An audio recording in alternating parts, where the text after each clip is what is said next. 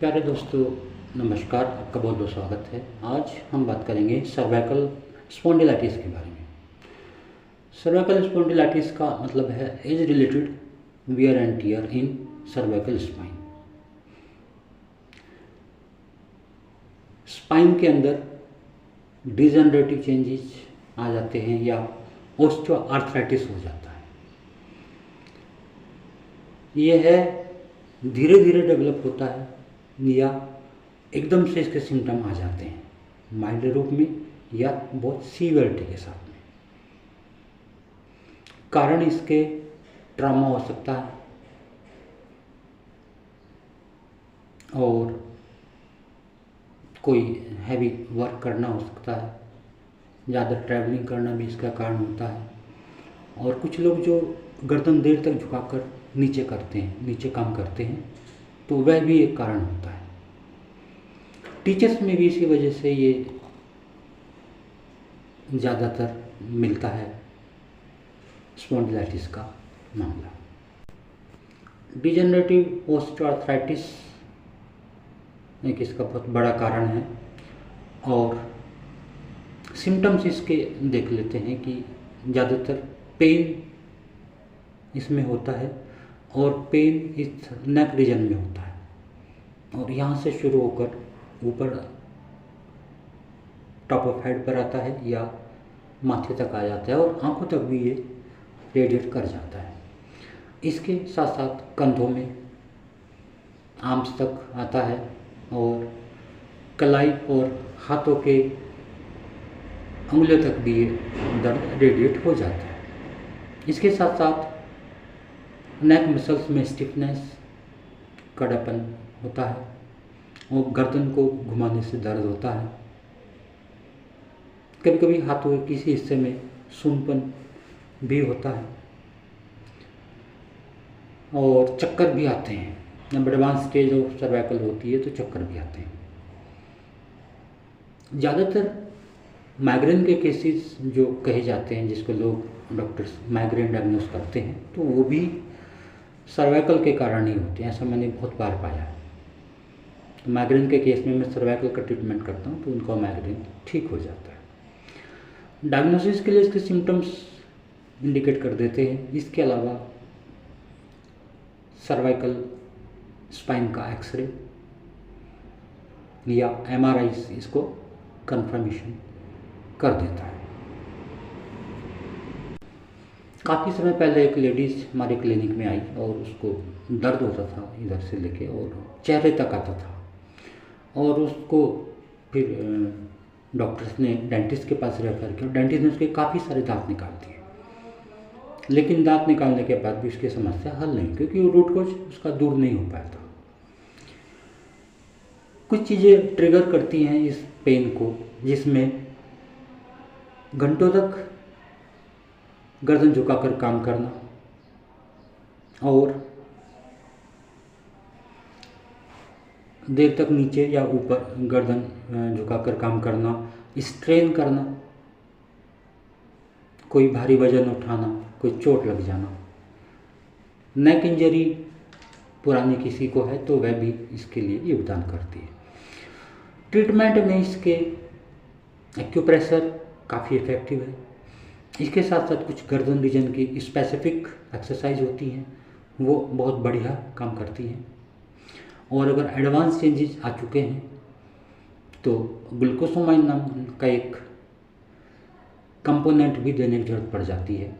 Glucosamine क्या करता है कि जो डिस्क के अंदर डिजनरेटिव चेंजेस आ गए हैं, उन डिजनरेटिव चेंजेस को दोबारा से हील अप करने में हेल्प करता है।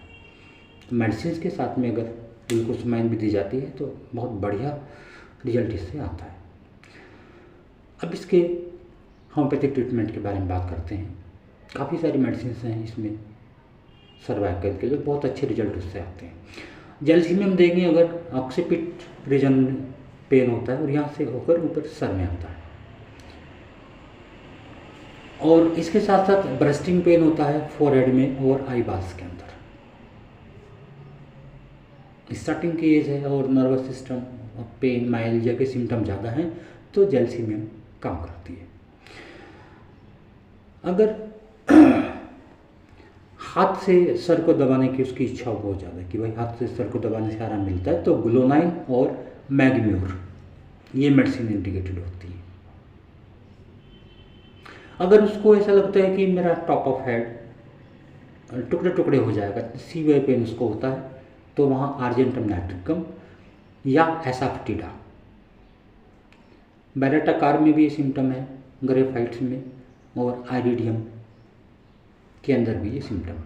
अगर मेंटल एग्जर्शन से एग्रावेट हो रहे हैं, इसके पेन ट्रिगर हो रहे हैं, तब आर्जेंटम नाइट्रिकम दी जाएगी। अगर दर्द धीरे धीरे बढ़ता है और धीरे धीरे कम होता है तो स्ट्रोंशियम कार इंडिकेट होती है। अगर ड्राउजीनेस के साथ में है तो जैल्सीमियम और इंडियम मैट। अगर इस पेन के साथ में हार्ट का एक्शन भी लेबर्ड है, हार्ट के भी कुछ सिम्टम्स आ रहे हैं, तो लाइकोपस विर्जिनिका ये मेडिसिन इंडिकेट होती है। अगर डल हेडेक है देर तक डेस्क वर्क करने के बाद और लेटरल साइड में हेडेक उसको महसूस ज़्यादा होता है, जैसे कि कोई कील चुभा दी गई हो, तो वहाँ पर एगारिकस मेडिसिन इंडिकेटेड होती है। अगर प्रेसिंग पेन है उसके, जैसे कि कोई प्लग बांध दिया गया हो, जो मेंटल एग्जर्शन से बढ़ता है और फोरहेड तक जाता है, गर्दन से स्टार्ट होकर फोरहेड तक जाता है या टेम्पल तक, ऑक्सीपिट तक या वर्टेक्स तक, मतलब रेडिएट करता है, तो वहाँ पर एनाकार्डियम मेडिसिन इंडिकेट होगी। एनाकार्डियम में कहीं ना कहीं मेमोरी लॉस की भी चीज़ें होती है और उसको जो भूख लगती है, बार बार कुछ खाने की इच्छा होती है, उस खाने से उसको आराम मिलता है। अगर पैरोक्सिस्मल न्यूरोलजिया उसको होता है लेफ्ट साइड में और धीरे धीरे बढ़ता है और एकदम से शांत हो जाता है, तो वहाँ आर्जेंटम मैट इंडिकेटेड होती है। अगर मेंटल एग्जर्शन से पेन बढ़ रहा है और पेन बोरिंग होता है, जैसे कोई चीज़ अंदर चुभाई जा रही है, टाइट बैंडेज से आराम मिलता है, प्रेशर से आराम मिलता है, और फ्रंटल एमिनेस में उसको दुखन होती है, धीरे धीरे बढ़ता है, धीरे धीरे कम होता है, वहाँ आर्जेंटम नाइट्रिकम इंडिकेट होती है। अगर सर को घुमाने से चक्कर आ रहा है या ऊपर सीढ़ियाँ चढ़ने से चक्कर आ रहा है और मेंटल वर्क से ये बढ़ रहा है या ओवरलिफ्टिंग से बढ़ता है,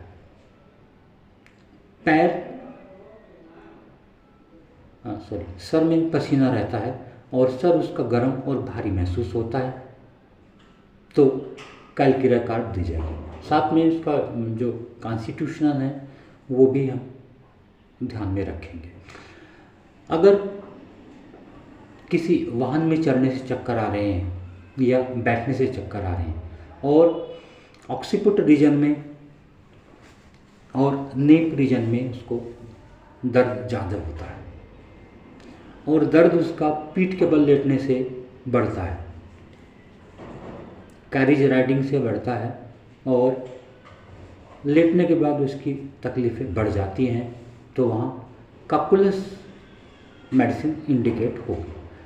अगर उसको ऐसा लग रहा है कि ब्रेन उसका टुकड़े टुकड़े हो जाएगा, तो सीवियर पेन उसको हो रहा है और बहुत ही वो सेंसिटिव है, आवाज़ के प्रति ज़रा सा भी आवाज़ जो बर्दाश्त नहीं कर पाता है और चीज़ों के प्रति वो सेंसिटिव है, तो वहाँ कॉफिया इंडिकेटेड होगी। इसका जो है फीलिंग ऐसी होती है जैसे कोई कील चुभाई जा रही है और वह पेन इसका खुली हवा में बढ़ जाता है, वहाँ कॉफिया इंडिकेट होगी। अगर लेटने से चक्कर आ रहा है या बिस्तर में लेटने के बाद सर को गर्दन को मूव करने से चक्कर आ रहा है या जब बिस्तर में लेटता है तब चक्कर आ रहा है और ऐसा लगता है कि जैसे दोनों टेम्पल्स क्रश हो गई है दर्द के कारण, तो वहाँ कोलियम मेडिसिन, कोलियम मैक इंडिकेट होती है। अगर बिस्तर से उठने में उसको चक्कर आ रहा है और ब्रेन पूरा दुख रहा होता है फ्रंटल रीजन से दर्द स्टार्ट होता है और पीछे की तरफ जाता है, और जिस समय बारिश आने को होती है तो इसका पेन स्टार्ट हो जाता है या बढ़ जाता है, तो वहाँ फाइटोलिक का मेडिसिन इंडिकेट होती है। अगर राइट साइडेड पेन है और पेन जबड़े तक जा रहा है, राइट साइड के जबड़े तक जा रहा है और स्कल पूरा दुखता हुआ महसूस होता है और पाम्स और सोल्स के अंदर बर्निंग है, तो वहाँ लेग्नेंथिस इंडिकेट होती है। चक्कर इसको आता है और झुकने से बढ़ता है और सर से स्टार्ट होता है और नेप ऑफ नेक तक जाता है और दांतों तक जाता है, तो वहाँ कालमिया इंडिकेट होती है। सल्फर इंडिकेट होगी अगर बीटिंग हेडेक, जैसे कोई इसको पीट रहा हो, जो झुकने से बढ़ता है और साथ में चक्कर भी रहता है, वहाँ सल्फर दी जाती है।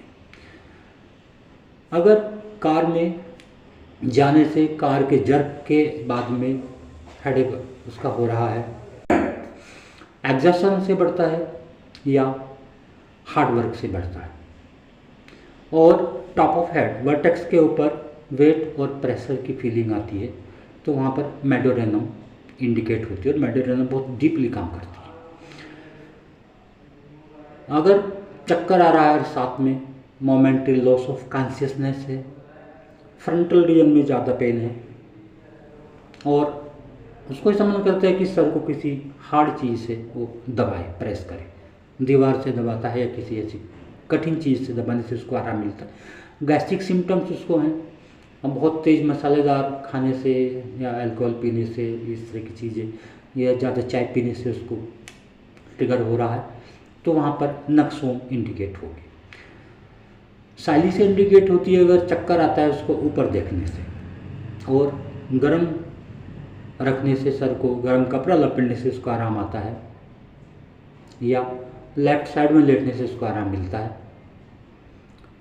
पेन ऑक्सीपुट से स्टार्ट होता है और सर से होते हुए और आंखों के ऊपर, खासकर